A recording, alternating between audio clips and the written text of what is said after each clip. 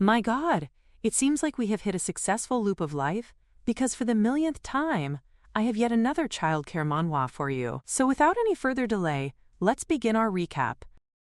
Lian tells Ellen that he has always loved her with all his body and soul, but Ellen responds that she is sorry because she now loves Diego. The female lead reading this novel is having a full-on crisis, questioning how the hell Ellen could possibly love Diego instead of Lian, especially when Diego only appeared in the later part of the novel. What about Lian's feelings? She's so done. Jay, if this was how it was going to end, then why did the author spend all that time developing the love between Ellen and Lian? Now, let's talk about Lian. His life has been nothing but a series of miseries. He is the only son of the Duke and Duchess of Balayabidi, who were forced into an arranged marriage. There is no love or respect between them, and of course, neither of them shows any interest in their son. It is said that he is a little beast who only seeks love, and that's the perfect description for him. Then one day, he is seen crying, saying that everything is dark and asking for someone to light a candle. A maid arrives, saying she will light it for him, but she lets out a horrified scream when she sees him crying blood. A priest later declares that it is a curse one, born of dark energy that eats away at the host from the inside out. The Duchess lashes out, shouting at the Duke, asking if he really wants to try for another baby. She says she can't, and does he even understand how long it took her to recover after giving birth to Lian? But the Duke tells her to calm down, insisting they need to wait and see how Lian progresses. From that time on, many people try to break his curse, but no one succeeds. Until one day, a linguist makes a surprising discovery. The symbols inscribed on Lian's face are actually from the ancient language of the Kingdom of Ambro. That marks the first encounter between Ambro's royal pawn, Ellen, and Lian. They ask Ellen if she can decipher what is written on Lian's face, but upon seeing him, she flinches and says she doesn't know. She starts crying, calling it gross, and begging them to keep him away from her. She even calls him a monster. Traumatized, Lian locks himself away in his room for many years, and both the Duke and Duchess completely turn their backs on him. 13 years later, Ellen and Lian reunite after such a long time, and she begins to take pity on him. But due to his deep-rooted trauma, Lian cannot accept Ellen at first. However, with her constant efforts, he slowly begins to open his heart to her. Through her power, his terrible curse finally begins to lift, and Lian falls in love with her. And that's when the truly sad part begins. Ellen tells him that she is in love with Diego. Diego is the crown prince, the story's true male lead. Lian screams, demanding to know why she did this. Whether he was never good enough, whether she chose Diego just because he's going to inherit the throne. Freddie, the only girl Lian ever loved, loves someone else. Lian rebels against Diego but fails and is executed. The female lead is devastated. What the hell is going on with this plot? What is the author even trying to say? Her mind is in turmoil. If it were up to her, she would have made Lian happy until the very end. If only it were her, if only she could change things. And just like that, after crying herself to sleep, her wish is granted by someone. When she wakes up, she finds herself mopping the floors. Just like that. She remembers falling asleep while reading the book, but now she wonders just what the hell she's doing mopping the floor. She pinches herself, and it's obvious this is no dream. Most of all, she recognizes the crest on the wall.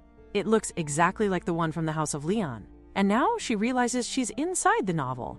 As a character, someone calls out to her, calling her Eve. Even the maid addresses her by that name, asking what she's doing and gasping at the sight of her. Amid the confusion, Eve slowly realizes everyone seems to know her. She is Anna, and if that's true, then she must be Leon's maid.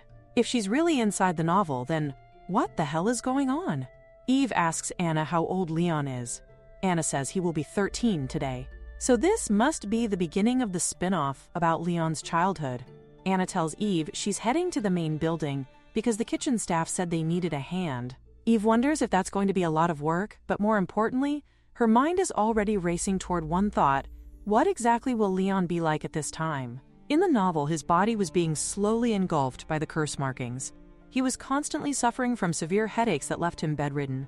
They all treated him like he was crazy, simply because he was always confined to bed. She remembers that Lian always rang the bell when he wanted to call a maid. Then she thinks if Anna is heading to his room right now, that might be a problem. She quickly calls out to Anna, saying that Madame Irene was looking for her. Anna shouts back at her to shut up because Lian just fell asleep. She walks past Eve and mutters that she's useless. But clearly it's obvious who the real useless piece of shit is here. Still, Eve decides to let Anna slide this time. Everyone already knows Eve is destined to get kicked out of the manor for allegedly stealing something.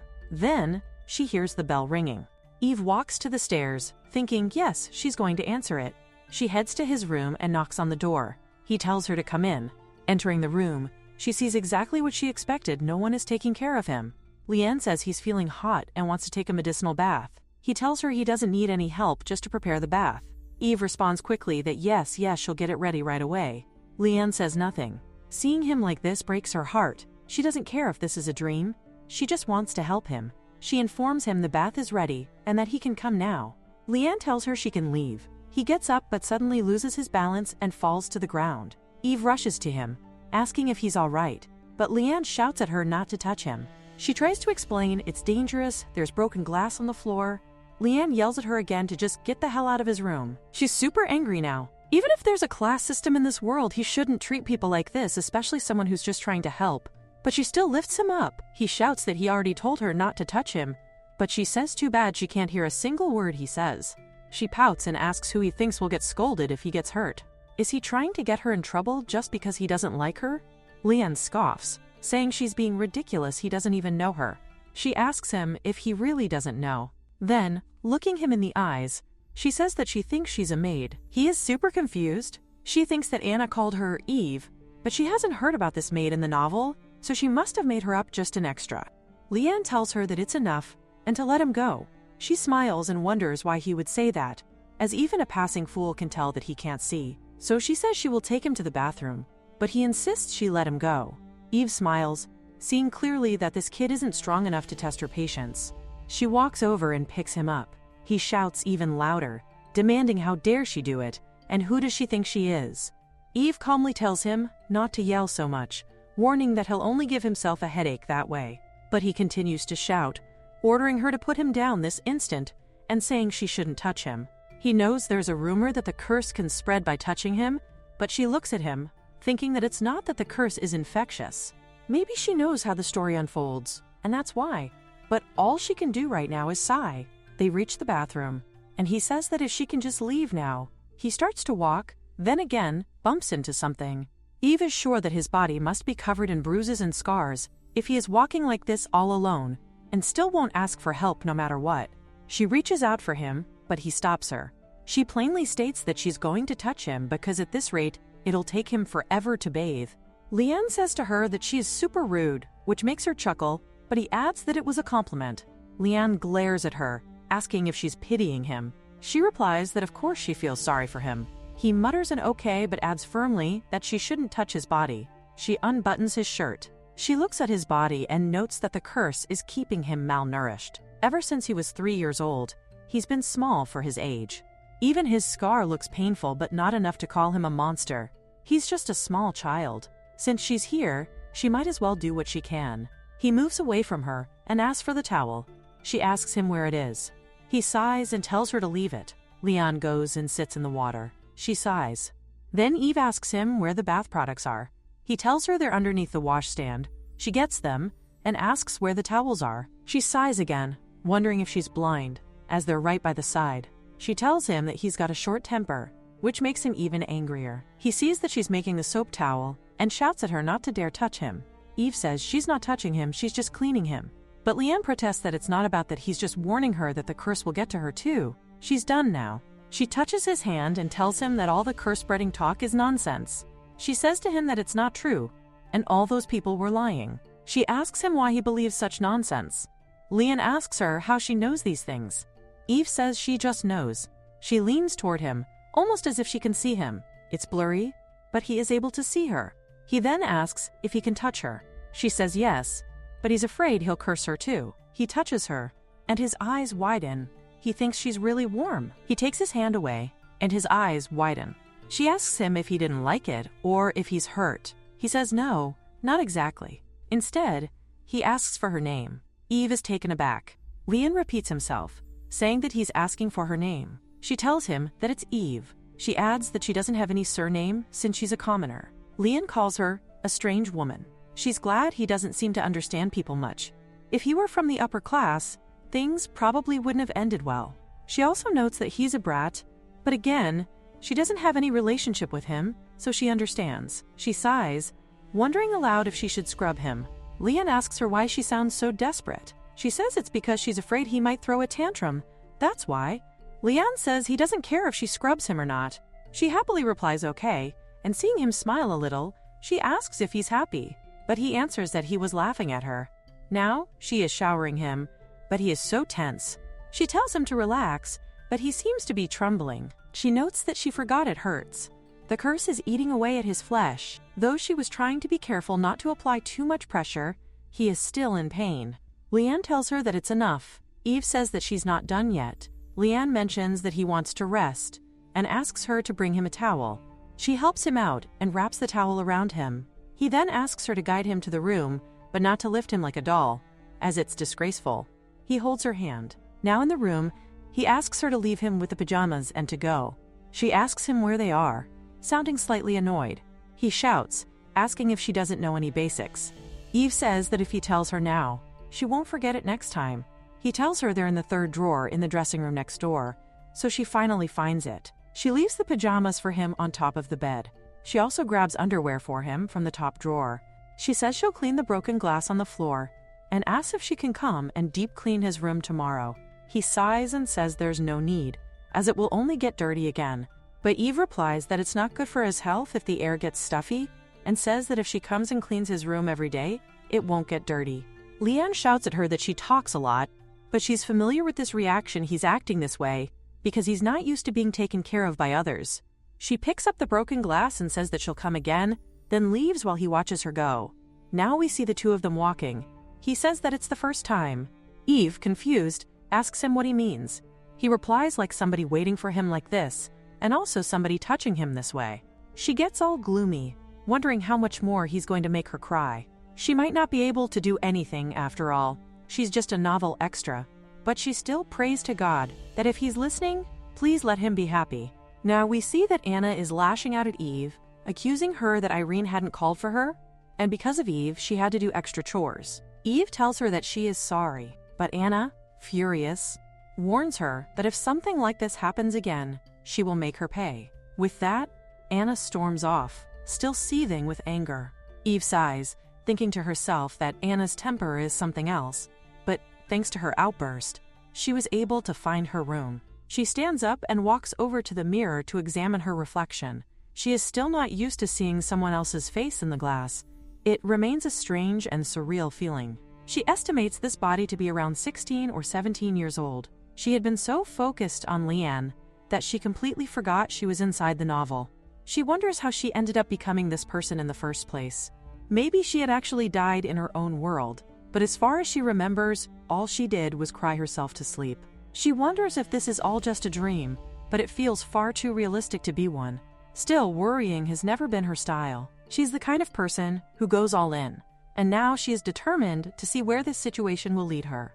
The next day, she goes to his room and calls out to Leanne. She knocks on the door and rests her head against it, saying hey, but there's no response even though she can sense that he is inside. Leanne finally tells her to come in. She does, and as she enters, she sees that he is sitting all alone. She walks straight in, yanks off the heavy curtains, and immediately comments on how stuffy it feels inside. She remarks that there's so much dust in the air, but Leanne scoffs at her, telling her not to exaggerate. She insists that the room is dusty and wonders aloud how he can even live like this. Leanne shrugs and says sometimes a maid comes and cleans it a little. Eve then asks him when the last time was, but he doesn't seem to remember. Eve walks over to the balcony door and opens it. The weather outside is lovely, and she thinks that letting in some fresh air will surely make the room feel better. She asks him to sit aside so she can change the bed sheets. As usual, Leanne is stubborn. He questions who she is to boss him around. Eve, unbothered, curtsies with exaggerated grace, and says that she would be honored if he would kindly move to the sofa. Leanne watches her as she moves around the room, clearly here with the intent to help him. She jokingly suggests giving him a piggyback ride. He immediately shouts at her to stop treating him like a child. She raises an eyebrow and then teases that in that case, would he prefer to be carried bridal style like yesterday? Leanne scoffs, saying that he can walk just fine by himself, but Eve still feels uneasy. She's seen the bruises all over his body. She's worried he might fall again. Leanne finally concedes that she can guide him like she did yesterday.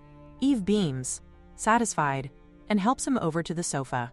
Once he sits down, he sniffs the clean sheets she brought in.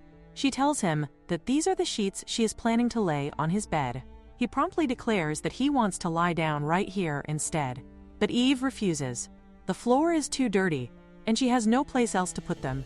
Leanne is clearly irritated that she's not following his instructions, and from the look on his face, it's obvious he's had some unpleasant experiences with disobedience before.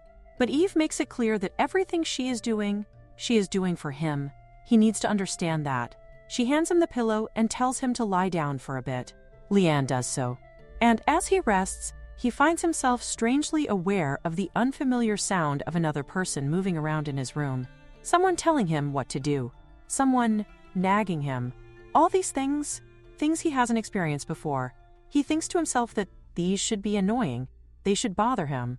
But what puzzles him is that they don't. Eve looks at him as he sleeps. She thinks to herself that he looks just like an angel, with his eyes closed and his features softened. Quietly, she places the blanket over him and returns to cleaning the room. She moves diligently from corner to corner, and once she is done, she stands back and smiles, pleased with how the room is now shining brightly. Just then, Leanne, still half asleep, starts to slide off the edge of the bed. Eve rushes over and hugs him tightly, keeping him from falling. She asks him gently if he's all right and awake, but as he opens his eyes and sees her this close, he immediately pushes her away. Eve sighs, thinking that he didn't have to react so harshly, but Leanne is fuming. He demands to know who told her she could touch him like that. He turns and starts walking toward his bed, but his legs give out and he trips. Eve, watching him with worry, says softly that she could have supported him, but Leanne insists that he doesn't need her help. His cold rejection leaves her flustered and embarrassed as he pulls the blanket over himself and hides beneath it. Eve mutters that she'll leave then, lets out a quiet sigh and steps out of the room. Her back aches slightly from all the bending and scrubbing. The next day she finishes sweeping the annex and wonders if she should go check on Leanne.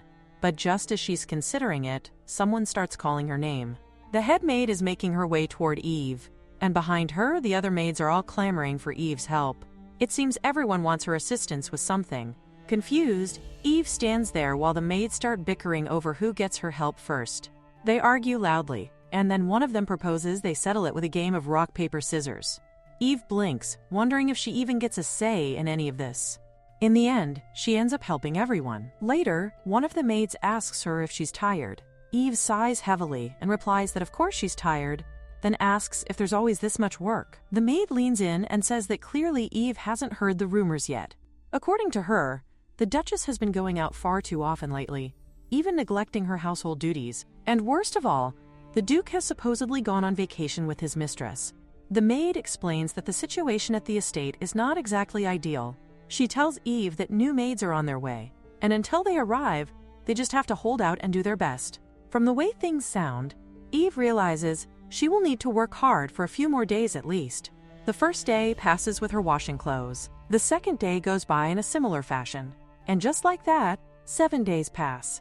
Even Leanne starts to miss her more than usual. Then, the head maid calls out to Eve. She smiles kindly at her and tells her that the new maids have finally arrived. She just needs to hold on for a little longer. Starting tomorrow, Eve will no longer be responsible for cleaning the annex. Another maid will be sent to help her with those tasks, so that Eve can focus entirely on attending to Leanne. The head maid adds that even if Eve doesn't like it, it can't be helped. There are rumors going around, unpleasant ones, and it's safer if someone trustworthy is near Leanne more often. She assures Eve that she's not going to catch any illness or infection from him. It seems the head maid still doesn't know that Eve has already been helping him for days, nor does she know that, starting from tomorrow, Eve is going to assist Leanne not just for a few days, but for 4 whole years, until the seal on his future is finally broken. Eve feels a strange happiness rise inside her. Starting tomorrow, she is going to help him properly. It has been 3 days since she was assigned to take care of him, but Eve feels disheartened he hasn't called for her even once. Still, she remains steadfast, standing by day and night, waiting for him to summon her, even if only once. Early that morning, she takes breakfast to his room to check on him, hoping to catch a glimpse of how he's doing. Yet it seems like he himself has no idea what exactly is going on with his body. Judging by the blank look on his face, it appears he isn't planning to call for her again. But Eve is determined. Whether he calls her or not, she has decided she will get inside that room. The next morning, she brings breakfast for him again. However, he says he has no appetite. She frowns and tells him he must try it, that he needs to taste the buttery croissant she brought. With a playful tone, she tells him to open his mouth like, "Ah," and eat. Leanne gives her a strange look, as if questioning her entire existence. If she's so desperate for someone to eat it, then she should just shove it into her own mouth. So she does. Right in front of him, she actually starts eating it with a cheerful expression. He is genuinely taken aback. This girl is truly a lost case. He has never met a maid like her before. She giggles and says that, in fairness, she's never met anyone like him either. Then she teases him for being so fussy and insists he try some bread with jam. He finally begins to eat while she watches him with a warm, satisfied smile. Eve then tells him honestly that she knows he enjoys this, that he likes that she is his maid. Leanne tells her to be quiet, visibly flustered, saying that her words are starting to get to him. She walks up to him and asks if he has a fever. He casually replies that he always has one, but when she gets close and checks, it turns out he really does. Leanne suddenly shouts at her, telling her not to touch him so carelessly. Even Eve wonders if she had crossed a line just now. She softly says sorry, but then, unexpectedly, Leanne grabs her by her sleeve and apologizes for that day. He asks her why she's suddenly not saying anything, and where all her earlier arrogance has gone. Eve, however, is too caught up in the fact that he just apologized. Genuinely. Even if he mumbled it under his breath, she stares at him, clearly touched. He tells her to stop looking at him like that, but she reassures him with a smile that she's truly happy. She's happy he apologized, even if it was hard to hear and barely audible. She then teases him, asking if he can say it again. Leanne immediately refuses. Eve asks if he's taken his medicine. If not, he should. He rejects the suggestion, claiming that her hand is cold and asking her to place it on his forehead. She smiles and agrees, gently placing her hand on his head. She tells him that the doctor will be arriving soon and expresses her hope that his condition will improve this time. Leanne then questions her whether she's worried about him. Without hesitation, she replies, "Of course she is." He mutters that there are people who feel sorry for him, but this is the first time someone has actually said they were worried. Eve tells him sincerely that she truly is. And even Leanne knows that her words are not a lie. She expresses her hope that at the very least, he regains his eyesight that way. He will be able to move around more freely. As soon as she says this, Leanne opens his eyes and abruptly sits up, staring at her. He blinks rapidly, rubbing his eyes in disbelief, and demands to know why he can suddenly see her so clearly, especially when he hasn't taken any medicine. He points at the ceiling, describing a pattern he can now see with clarity. Eve is overjoyed, saying maybe the medicine is finally working. But Leanne insists he hasn't taken any he already told her that. She wonders aloud if perhaps something like an eye crust might have fallen off, or maybe, at last, the medicine he's been taking his entire life is finally showing results. But Leanne knows better. He clenches his teeth, grabs her by the collar, and demands to know what exactly she did. Eve, stunned, promises that she did nothing. She looks at his face and notices something strange. The letter etched on his skin seems to have moved. She reaches out to touch his face, but he jerks away and moves backward. In doing so, he loses balance and falls to the floor. Eve rushes to him, asking if he is all right, but instead of answering, Leanne growls and orders her to get the hell out of his room. He starts to pull her by her dress while she continues to insist that she still hasn't finished cleaning his room. But Leanne doesn't listen. Without a word of warning, he kicks her out of the room. Left confused and flustered, Eve sits just outside, waiting. She doesn't understand what's going on in his mind anymore, but even so, she waits for him to call. And finally, he does. The sound of the bell rings through the hallway, and she smiles faintly to herself. She knew it. No matter how much he pretends to push her away, a part of him still needs her. She opens the door with a food tray in hand and finds Leanne curled up in bed, hiding his face, his body flushed with fever. Quietly, she places the tray down and tells him that while she knows he's sick, he still needs to eat. As she touches his forehead to check, it's immediately clear. He's burning up. Gently, she tells him that she'll feed him just a few spoonfuls and asks him to wait for her to prepare everything. But before she can move, he grabs her again. Leanne mutters something, his voice barely above a whisper. He confesses that maybe it's foolish of him to say this, but right now, he doesn't care about food. All he wants is for her to be by his side. That's all. Eve pauses, taken aback for a moment but nods. She agrees softly she will stay here by his side. He keeps holding her arm while she asks if the suffocating heat in the room doesn't bother him, but he simply tells her to be quiet. There's nothing she can do for him right now except remain close and watch as the fever takes its toll. Night falls. Later, Eve wakes from a light sleep and finds Lian still resting beside her, now fast asleep. She reaches over to touch his forehead and breathes a small sigh of relief. The fever seems to have gone down. Glancing at the clock, she realizes it's already far past midnight. Seeing that Lian appears to be stable, she quietly decides to return to her own room. She lies down and slowly drifts into sleep again. In her dream, she finds herself standing in a vast, golden garden, filled with tall sunflowers swaying gently in the breeze. Everything feels serene, warm, and surreal. In the distance, she notices someone standing beneath the sunlight, a tall figure, watching her quietly. When she focuses, the man speaks. He tells her that he's been waiting for her for a very long time. Eve blinks, confused. She wonders who this man is. But as the image comes into focus, her heart stutters. It's Lian. She jolts awake, chest rising and falling rapidly. She sits up in bed. It was just a dream, wasn't it? But it felt too vivid, too sharp, too real to be dismissed so easily. Suddenly, she hears screaming. Without hesitation, she rushes out of her room and sees the other maids already gathering in a flurry of worried chatter. They're saying the scream came from the main entrance. All of them begin hurrying toward the source of the noise. When they arrive, they find Anna sprawled on the floor, a necklace clutched tightly in her hand. The realization hits them all at once. Anna had tried to steal something and had fallen in the process. That fool had tried to run with stolen jewelry and got caught red-handed. Lian descends the stairs at that exact moment. The servants immediately turn to him, asking what's going on. But Lian, in his usual cold tone, only says that it's nothing. Eve watches him carefully from the side. She wonders if he's really okay, if he's well enough to be walking around like this after just recovering from a fever. One of the maids calls out to Lian, pointing out that it seems Anna had been stealing from his personal room. The others begin shouting for someone to fetch the head maid at once. Soon enough, the head maid bursts onto the scene, storming through the main entrance. Her eyes lock onto Anna, and she yells furiously, demanding whether the girl has completely lost her mind. Stealing? From the master's room? Anna just lets out a bitter laugh. It's clear from her face that she knows the situation has already gone too far to fix.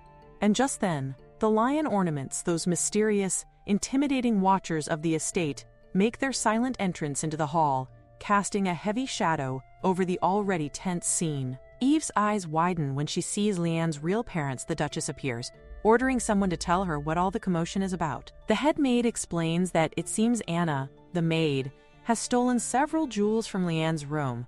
The Duchess sighs in exasperation, clearly irritated. All this noise, she remarks, just because of a small thief. She orders them to throw water on Anna and toss her out. It's only when her eyes meet her son's that she glares at him for a moment, before turning and walking away. The Duke then tells Lian not to make a scene over something so minor, and to take care of matters like this on his own, without involving them. Eve can hardly believe what she's witnessing. They truly treat their own child with such indifference. Lian apologizes to Eve, promising that something like this won't happen again. He sighs and tells her to forget it and return to her room. But Eve can't shake her disbelief. The way they treat their own son with such icy distance and cold dismissal, it's heartbreaking. And even when they act so coldly toward him, this 13-year-old boy remains composed. She feels deeply sorry for him. The scene shifts.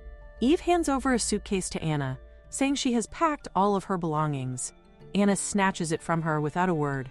Eve hasn't worked with Anna for long, but even so, she feels a strange sadness for her.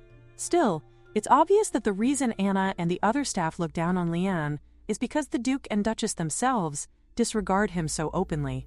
It makes Eve furious just thinking about it, but she reminds herself that not all people are fit to be parents. Before leaving, Anna shoves the stolen necklace into Eve's hand and disappears. Eve walks to Lian's room and peeks inside, asking if he has fallen asleep. She steps in quietly, saying she came to return the necklace. It's the one Anna had tried to steal. She asks what he wants her to do with it. Lian glances at the necklace and tells her he doesn't need it. She can take it if she wants, or sell it. Eve stands frozen, confused. The necklace looks expensive. Perhaps that's why Anna tried to steal it. But why would Leanne simply give it away like that? Then he shouts at her, insisting that she doesn't understand anything. He doesn't need her pity. And with that, Eve finds herself kicked out of the room. Now walking alone in the corridor, she reflects on everything. Leanne's father is strikingly handsome. And if this is what he looks like now, she imagines Leanne will grow up looking like him too. But for that to happen, he has to endure all of this for another 4 years. 4 years until Ellen arrives to save him and finally end his suffering. The next day, the doctor comes to check on Leanne. Still wearing the same worried expression, he examines him carefully. To his surprise, Leanne's condition seems to be improving. It no longer hurts when pressure is applied to the cursed pattern, and the dark mark on his face has grown lighter as well. The doctor suspects the change might be temporary, possibly due to the new prescription he had introduced. Eve smiles brightly, genuinely happy for him. She insists that he should take his medicine daily. But despite the improvement, it seems Leanne still has enough strength to goof around. Leanne remarks that his eyesight has improved as well. He can now clearly see even the wrinkles on the doctor's face. The doctor confirms that it's good news, though unexpected. He's been administering medicine for so long, and only now is there a visible effect. Leanne questions why the medicine is affecting him only now, but the doctor admits that his condition is too unusual for them to fully understand. Leanne mocks the idea of a doctor not understanding his own patient's condition, but the doctor points out that just from the way Leanne is speaking, it's clear he's doing better. The traces of the curse are fading, and he's even recovering his vision. Of course, this should be a good sign. Yet Eve can't help the ache in her chest. If the story unfolds as she remembers, this improvement is just a temporary relief. Eventually, he'll lose his eyesight again. Like ink blooming on water, the curse will consume him from within. When he reaches his limit, he'll meet Ellen, who will give him hope only for him to fall into a greater despair later. She wishes he wouldn't get his hopes up, because in just a few months, he'll begin suffering from seizures and find himself on the brink of death. But contrary to her worries, Leanne's curse continues to show signs of healing. He no longer flinches or lashes out when she tries to help. In fact, he has grown used to receiving assistance from her. He even allows her to help him during his baths now. Then one day, as she prepares to leave, she tells him that she'll be taking 2 days off. She informs him simply, even though she knows he probably doesn't care. But she still wants to be clear. If he rings the bell during her absence, another maid will come to assist him. He suddenly questions her, asking why she's already decided in her mind that he doesn't care. Eve doesn't answer right away. She hadn't expected him to notice, let alone to question it. She smiles, feeling as if she finally understands he does care about her. It's as if, just for a moment, he's letting her peek into the heart he keeps so tightly locked away, the way a kitten slowly opens up to its owner. In that distracted warmth, she accidentally drops the soap onto his shoulder. Flustered, she leans in, saying she'll wipe it off his face. But Leanne grabs her wrist gently, stopping her hand. He tells her there's no need, and that she shouldn't treat him like a child anymore. Eve tilts her head, confused, and asks when she ever treated him like one. He sighs, telling her she just did. She chuckles and tries to explain herself, saying that she had thought he didn't care about anyone, and that's why she was happy, because it meant something when he did show he cared. It's actually true, especially because in the novel he was known for being indifferent. The only person he showed real interest in was Ellen. Leanne frowns slightly, annoyed that she's judging him based on her own assumptions. Eve quickly brushes it off, insisting she's not judging him at all. She lets out a breath and says, "Fine, fine." She won't say anything else, and she'll finish up with the bathing now. But he turns toward her, as if hinting she should continue.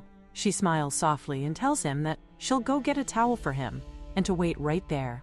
As she turns to leave, he lowers his gaze, a hard blush spreading across his cheeks. Back in her room, Eve scoffs to herself that she's completely exhausted. She always acts like a proper, devoted maid, but today had been a lot. That reminds her. She takes out the necklace Anna had returned to her. She holds it up, pondering what she should do with it. It's far too extravagant for a commoner to carry around. She considers selling it for a moment, but quickly shakes her head. No, she's going to cherish it. After all, it was given to her by Leanne. The necklace is a deep, striking blue like the ocean.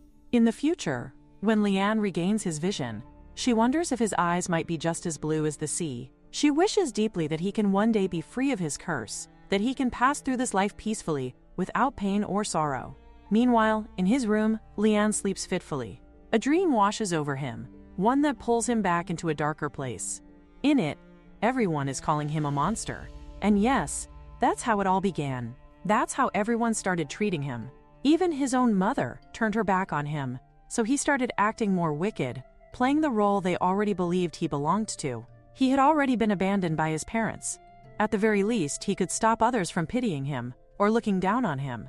Then, one day, that peculiar maid appeared. The truth is, he had always missed the warmth of others, but at the same time, he was terrified. He feared that in the end, she too would reject him, would look at him like the rest of them did. But with her, something changed. The days of nausea, of vomiting, and constant unease started to fade. Because of her warmth, her gentle hands, her presence, he found calmness that no other maid had ever given him. Back in the present, his eyes snap open as a splitting headache tears through his skull. He reaches blindly for the bottle of medicine and swallows it quickly. Then frustration grips him. Why isn't she here yet? Is she still asleep? Then he remembers. She said she was going to take 2 days off. His anger falters, and in its place, a hollow ache takes over. He wonders what she's doing right now. Is she happy? Is she relieved to finally be free from him? He laughs bitterly to himself. They've only spent a few days together, just a handful. So why? Why do these 2 days without her feel like an eternity? 2 days later, Eve is back, and Leanne is utterly stunned to see her. She simply bows and opens the curtains for him while he keeps staring at her silent, unmoving, just watching. Eve notices and turns to ask if he wants her to help him change before breakfast, but he continues to stare, leaving her puzzled. She wonders why he's still glaring at her like that and firmly tells him to stop and eat his breakfast. Irritated, he slams the fork on the table and pouts that he doesn't feel like eating. Eve, slightly exasperated but trying to remain gentle, says that she'll be sad if he keeps skipping meals like this, and if he continues, she'll have no choice but to feed him herself. To her complete shock, Leanne says okay, making her freeze in disbelief. Blushing, he adds that she should feed him. Eve sighs, baffled by what she's hearing. He has hands after all, so why? But Leanne only acts more adorable, claiming his arms feel too weak. She's left entirely speechless, wondering what on earth has gotten into him. Still, she starts to feed him, watching him act like a little chick being doted on. The tantrum surprises her. She doesn't remember him behaving this way in the novel. But even so, she finds herself happy about it. Leanne suddenly calls out to her, asking her to stay by his side. As if pulled by instinct, Eve goes and sits beside him. Then Leanne gently takes her hand and places it on his head, commanding her not to go anywhere and to remain right next to him. She notes how strange he's acting, so unlike his usual self. He used to push her away once she was done with her tasks, yet now he wants her to stay. Her hair brushes gently against his face as she sits close, and she worries that it might wake him up. Just earlier, she had kissed that hair tidy, but Leanne starts to chuckle softly, murmuring that it tickles. Eve can't believe what she's witnessing. The man who always wore an expressionless emoji on his face is smirking at her. She's stunned. She really just saw him smile. She's already finding joy in just being beside Leanne and taking care of him. And now, with him opening up his heart to her, she feels deeply touched. Yet at the back of her mind she wonders, how long will she have to stay here like this? The next morning, Leanne wakes up with a yawn and casually asks her what she did on her day off. Eve replies that she was thinking about him. That response makes him flinch and turn away abruptly, brushing it off as nonsense. Eve begins to pull at him insistently, declaring that she was telling the truth, and questioning why he won't believe her. She even swears that it's the absolute truth. Their playful tugging gets rougher, and in the midst of it, Eve ends up on top of Leanne. Their eyes meet and lock in a charged moment. She quickly says sorry, flustered, and calls him by name. Leanne, equally red in the face, asks her why she's smiling like that. Eve replies with a confused, "What?" And Leanne tells her that she scrunched her nose and squinted her eyes. Blushing even harder, Leanne says she shouldn't make faces like that. The two of them begin to bicker while she teases him, asking if he'd say something like that to someone who was truly nuts.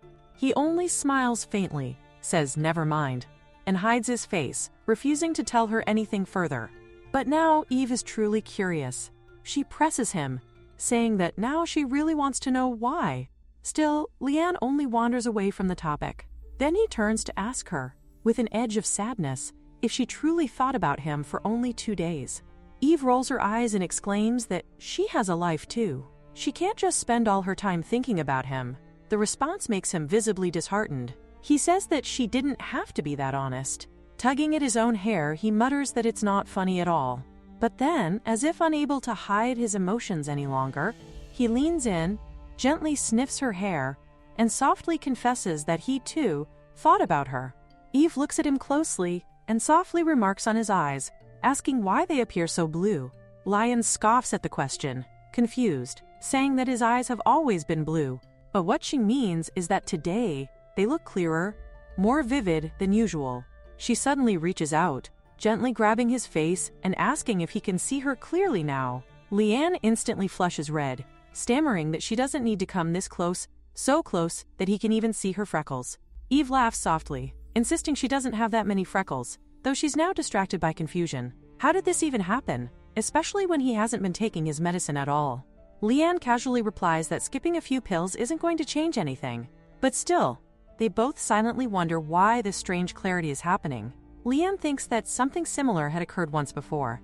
Eve immediately recalls it was the day he kicked her out. She remembers how his eye color had been the same then, shockingly blue, radiant, even more beautiful than usual. The memory hits her like a flash, and she suddenly rushes off, leaving Leanne surprised as he asks where she's going. She calls out that she's heading to the dressing room.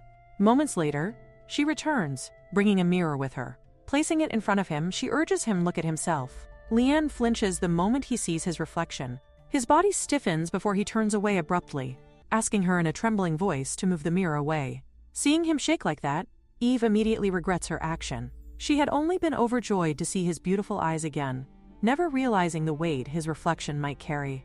She closes the dressing room door behind her and steps closer to him. She kneels, gently asking him to look at her and tell her what's wrong. Her voice is steady but full of concern. She asks if he's really going to keep shutting himself away like this, and if he wants her to leave. Leon lowers his gaze, and his voice turns dark and hollow. He mutters that she must hate what she sees, that he looks hideous. Eve is left speechless, stunned by how broken he sounds. Leon continues, saying that everyone was right after all, and he does look like a monster. She tries to speak, but he cuts her off, insisting that she must be disgusted just like the others. He hasn't seen his own face in so long, and now that he has, it's horrifying. He starts crying, his voice cracking as he asks how she can even look at him. He tells her that she can go because eventually she's going to leave him just like everyone else.